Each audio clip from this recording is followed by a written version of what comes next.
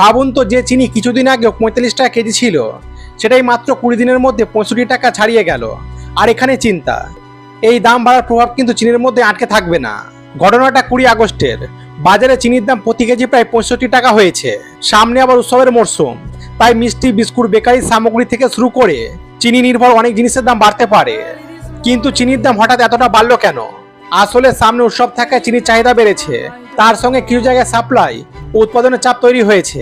আবার আখের একটা অংশ ইথানল তৈরির কাজে যাওয়ায় চিনির উৎপাদন কমায় বিষয়টি সামনে এসেছে। সব মিলিয়ে বাজারে চিনির দামের উপর চাপ তৈরি হয়েছে। এদিকে মজুতদারি ঠেকাতেও সরকার নতুন নিয়ম আনছে। 1 সেপ্টেম্বর থেকে ব্যবসায়ীরা আগে যেখানে 30 দিনের প্রয়োজনীয় চিনি মজুত রাখতে পারতেন, এবার সর্বোচ্চ 15 দিনের মজুত রাখতে পারবেন। এই নিয়ম 30 নভেম্বর পর্যন্ত চলবে। উদ্দেশ্য উৎসবের সময়ে বাজারে চিনির যোগান স্বাভাবিক রাখা আর কৃত্রিমভাবে দাম বাড়ানো আটকানো। তবে শেষ পর্যন্ত ব্যাপারটা খুব সোজা। চিনির দাম বাড়লে শুধু চিনির প্যাকেটটাই দামি হয় না, তার প্রভাব পড়ে মিষ্টি থেকে শুরু করে আরো অনেক জিনিসে। আর সেই বাড়তি খরচটা শেষ পর্যন্ত গিয়ে পড়ে সাধারণ মানুষের পকেটে। বাজারে একটা জিনিসের দাম বাড়ে আর তার সঙ্গে সংসারের হিসাবটা একটু একটু করে বদলে যায়।